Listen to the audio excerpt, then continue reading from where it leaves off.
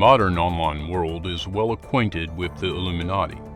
Ever since their inception, this 18th century secret society has captured the imagination of millions. In the 21st century, this very real organization created in 1777 has morphed into a generic conspiratorial society progressing a sinister New World Order. The truth, however, lies somewhere in between. The Illuminati can only be analyzed within the context from which it was spawned.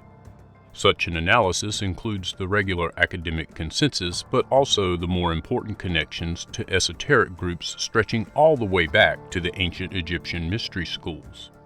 Certain secret societies, such as the Freemasons and even the Catholic Church, are closely intertwined with the Illuminati and must be included in order to gain a full account of the Illuminati itself. Please note that this video is not a complete treatment of the Freemasons. It merely explains the Masonic connection to the Illuminati.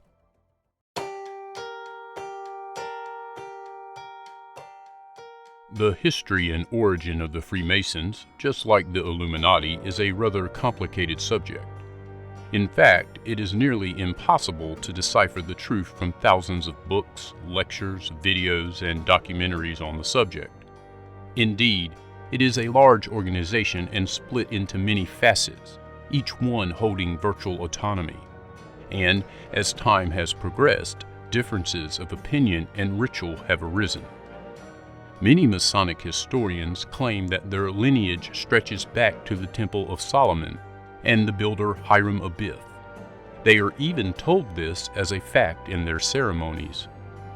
Other Masons claim a history from the Roman and Greek stonemasons who had special knowledge of the lay of the land and energies related to our modern-day perception of ley lines and feng shui. The consensus has the Freemasons emerging from medieval stonecutters who are known as operative Masons. They are the skilled craftsmen who built the great cathedrals and churches of Europe for the Catholic Church, and who included many mysterious images and secrets within their amazing carvings. This version of the history of the Masons claims that the lodge evolved from the huts erected on site by those medieval Masons. As time progressed, the Masons grew in power due to demand for their services and formed groups or unions, which became known as lodges.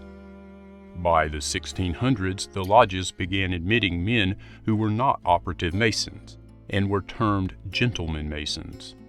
The terms developed through time within the operative Masonic lodges and were taken on by these gentlemen Masons, becoming part and parcel of their ritual nature. However, there are problems with this version of history. The facts state something quite different. Although there is no reason to deny that gentlemen did begin to grow in number within the ranks of the Masons. There is indeed plenty of evidence to show that as early as the 14th century, the Masons were already a well-established group and accepted, or were evolved by, the inclusion of the Knights Templar that had escaped Catholic suppression to Scotland.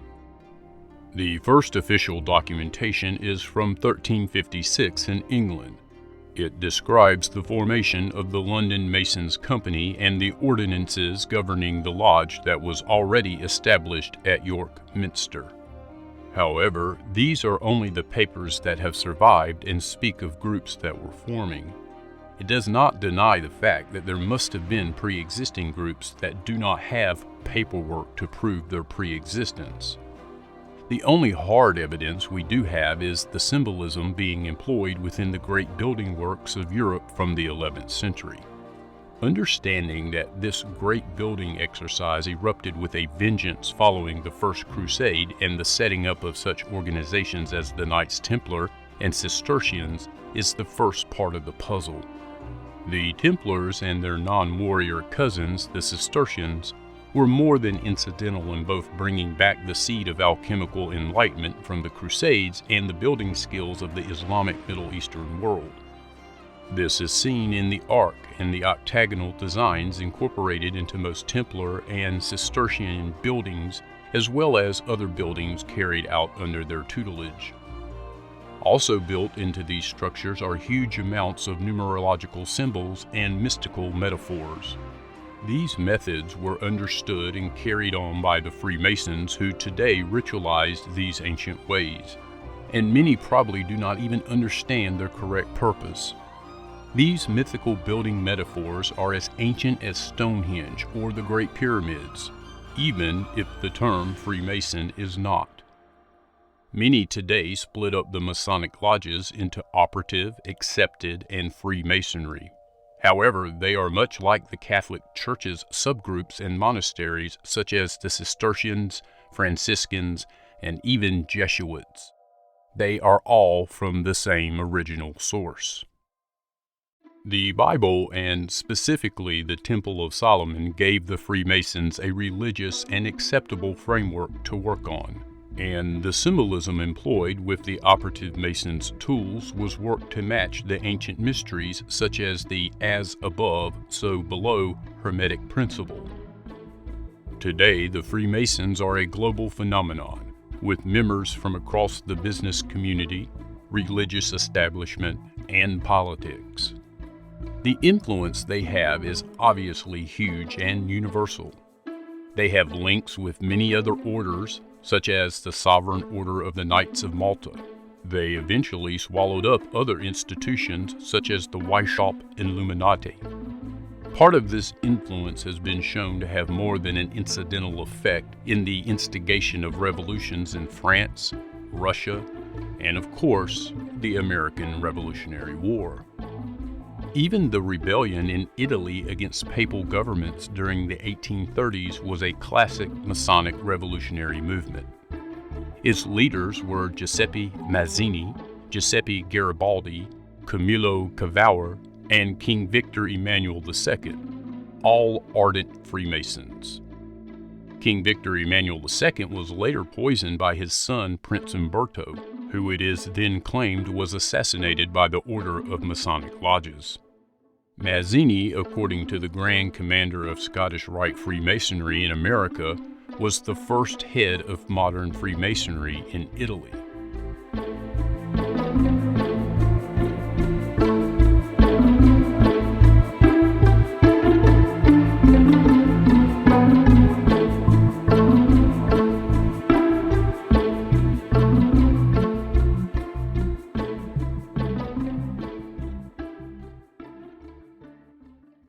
A lot of the historical documents seem to point at a war between the Catholic Church and the Freemasons. This is an interesting point, and one that confuses many people when they see that the Masons are actually linked and were created by the Catholic Church, or maybe the other way around.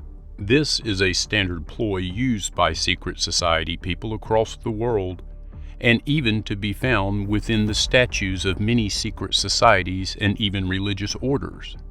It was the done thing to appear on the outside to be against the powers of authority, while all the time working for them. The Freemasons can clearly be shown to have evolved from esoteric sects emanating from within and even before the Catholic Church, and as a direct result of Templar influence in Scotland. It also goes back to the Knights of St. John or Knights of Malta. Both the Templars and the Knights of Malta have re-emerged from within the Masons and are now orders themselves in various forms. Most still owe allegiance to the Masons, but are distinct. The Knights of Malta can directly be traced back to their origin and are now located in the Vatican.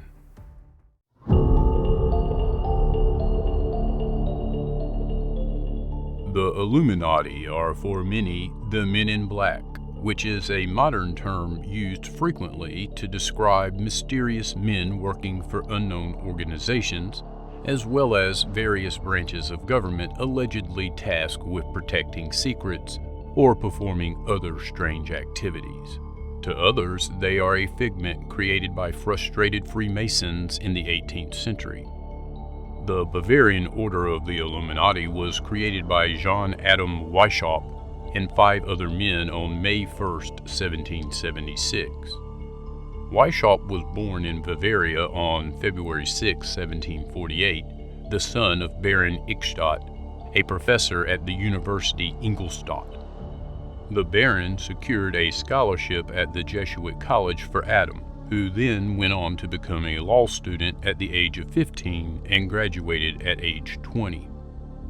For over 200 years, Ingolstadt was a steadfastly Jesuit area. The Jesuits were founded by St. Ignatius of Loyola and 9 companions just like the Knights Templar.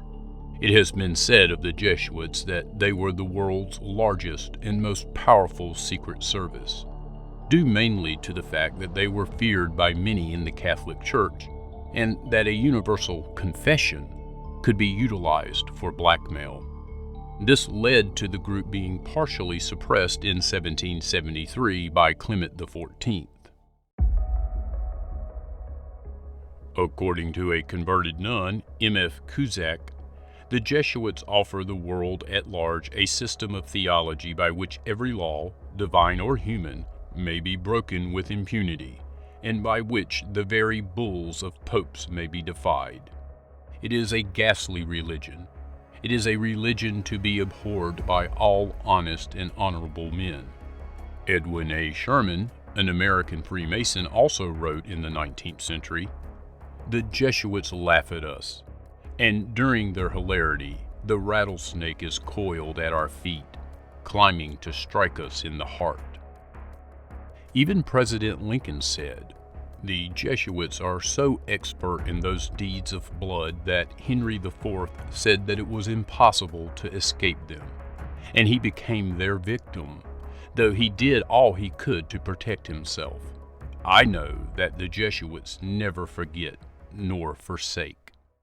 The Jesuits have hundreds of links with the Masonic Order and Templar symbols. In the Jesuit extreme oath of induction, as recorded in the journals of the 62nd Congress, 3rd Session of the USA, we find that on either side stands a monk, one of whom holds a banner of yellow and white, which are papal colors, and the other a black banner with a dagger and a red cross above a skull and crossbones.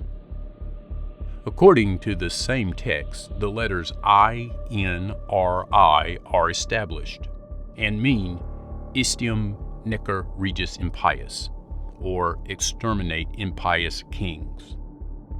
Among Roman Catholics, to be a Roman Catholic and to be a spy even among your own brethren, to believe no man, to trust no man, and obtaining their confidence, to seek even to preach from their pulpits, and to denounce with all vehemence in your nature our holy religion and the Pope, and even to descend so low as to become a Jew among Jews, that you might be enabled to gather together all information for the benefit of your order. You have been taught to plant insidiously the seeds of jealousy and hatred between communities, provinces, states that were at peace, and to incite them to deeds of blood, involving them in war with each other, and to create revolutions and civil wars in countries that were independent and prosperous. To take sides with the combatants and to act secretly with your brother Jesuit, who might be engaged on the other side. You have been taught your duty as a spy, to gather all statistics, facts, and information in our power from every source, to integrate yourself into the confidence of the family circle of Protestants and heretics of every class and character, as well as that of the merchant, the banker, the lawyer, among the schools and universities, in parliaments and legislatures, and the judiciaries and councils of state, and to be all things to all men. Understanding the purpose of the Jesuits, their tactics, and relationship to the Catholic Church provides critical context to the upbringing and education of Weishaupt. By 1775, Weishaupt was professor of canon law at Ingolstadt, and as we mentioned, he established the Order of the Illuminati the following year. Initially, the aim of this organization was to make men free and happy, but first they needed to make men good.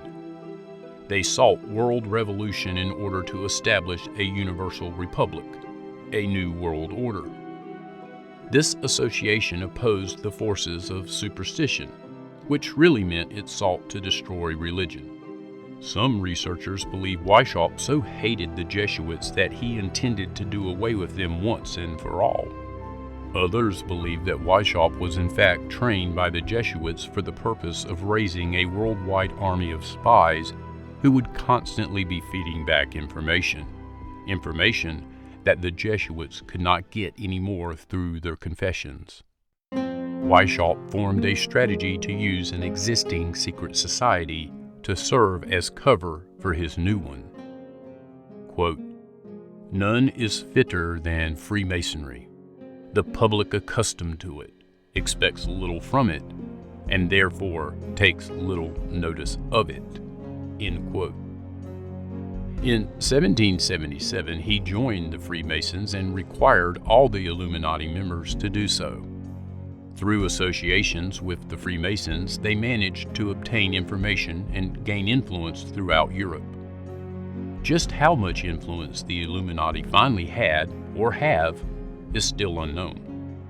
But what can be seen is that following the Masonic infiltration, out of the order of a much older institution, we suddenly have several worldwide revolutions and the balance of powers shifting like never before. The term Illuminati is rooted much further back than the 18th century. In the 1500s, in what is now Afghanistan, a brotherhood appeared by the name of Roshaniya, or Illuminated/Enlightened Ones. In fact, reference to them comes from the House of Wisdom in Cairo, a repository of esoteric knowledge predating the Roshaniya by hundreds of years. Initiations and rituals match up between the Roshaniya and others such as the Muslim assassins, who influenced the Templars and hence Christianity, Freemasonry, and so on. Their founder was a Sufi warrior mystic named Bayezid Ansari, who preached the overthrow of the existing order and the creation of a new world order based on egalitarian communistic society. It is claimed that Bayezid was indoctrinated by the Ismailis, themselves close to the assassins and having hidden lodges around the world. These Ismailis came about to protect a great secret of Islam after the Crusades.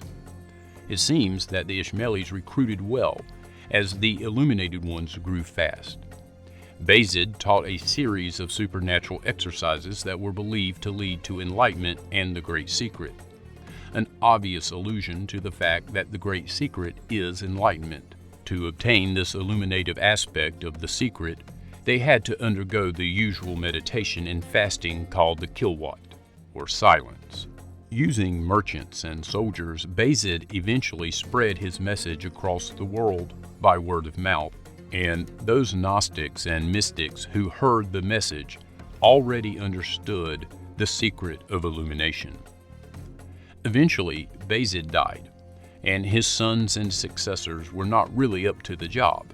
However, only 40 years after the last leader of the Illuminate ones died, Weishaupt started his Bavarian Illuminati. As author Arkan Darol says in Secret Societies, quote, "Coincidences of date and beliefs connect these Bavarian Illuminati with the Afghan ones, and also with other cults which called themselves illuminated. The beginning of the 17th century saw the foundation of the illuminated ones of Spain, the Alumbrados, condemned in an edict of the Grand Inquisition in 1623. In 1654, the illuminated Guérinais came into public notice in France. Documents still extant show several points of resemblance between the German and Central Asian Illuminists, points which are hard to account for on the grounds of pure coincidence." End quote. The Roshaniya have some telling symbols and rituals. The priests were identified with a secret sign in which they crossed over both hands flat on the forehead, the place of the third eye and illumination. The colors of the Roshaniya and the Ismailis were red and white, a color utilized by hundreds of those linked with the ancient Enlightenment, especially the Knights Templar, who also had a red cross on their white clothes. The red and white are symbolically important for the Enlightenment process, the movement of the sun and moon, and many other elements.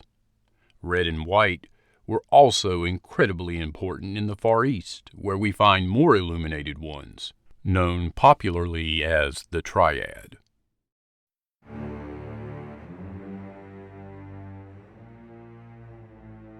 So, the Illuminati seem to have emerged from the Catholic Church as a cover name of a secret society supposedly set up to circumnavigate the Church's authorities.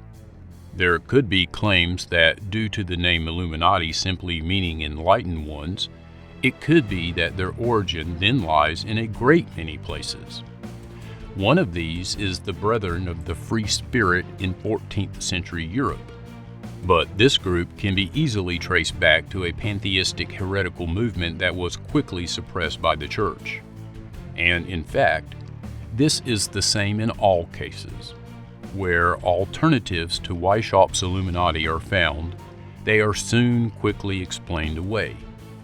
During its supposedly short life, it gained the membership of many well-known and influential people across Europe. And this is the exact point of the process. It was a method used for centuries, and still used to this day, to find out those who oppose you under the guise of real enlightenment or illumination. The true history of the Bavarian Illuminati, like that of the Freemasons who erected the church's buildings, is now so clouded in mystery that it is almost impossible to decipher. In the past few decades, so much madness has been written and subtle links glorified that the popular perception has the Illuminati still in existence today, ruling the world like some sci-fi elite. The fact remains, though, that the links we do have reveal that the Illuminati were a group created subtly by the Catholic Church to stave off dissent within Europe's privileged and influential. Regardless of the evidence, however, the Church and even its opponents still maintain that the Illuminati were and even are opponents of the Church and state, even though there is previous little evidence for this. In those places that the Illuminati have been powerful, the Church is still to this day a big force, and yet in those countries, such as England, that no longer have a powerful Catholic contingency, the Illuminati were not. This is evidence in opposition to the normal belief. The Illuminati have become the blanket term for any shadowy elite bent on global domination, but the real Illuminati did not survive their suppression in Bavaria. Despite this, they have been featured in many modern conspiracy theories predicated on their survival. Myriad conspiracy theories propose that world events are being controlled and manipulated by a secret society calling itself the Illuminati. Conspiracy theorists have claimed that many notable people were or are members of the Illuminati. Presidents of the United States are a common target for such claims, with many former presidents' connection to Freemasonry being the common link. Other theorists contend that a variety of historical events were orchestrated by the Illuminati, from the French Revolution, the Battle of Waterloo, and the assassination of U.S. President John F. Kennedy, to an alleged communist plot to hasten the New World Order by infiltrating the Hollywood film industry. Before we close out this presentation, the archive would like to address a long-standing source of intrigue, inquiry, and sometimes criticism. It's the archive logo. We have found it rather amusing that our logo is regularly associated with the Masons, Illuminati, and various types of conspiracies. Is the archive well versed in the true history and symbology of our ancient past? You bet we are. Could it be the case that the archive created a logo that employed all of that ancient knowledge without being an agent of any faction? The answer is, of course, in the affirmative. Honestly, it's just 3 A's that create a triangle over the Great Pyramid superimposed on the Earth. That's it. Nothing more. And if the logo gets some ignorant conspiracy theorist all riled up, well, so be it.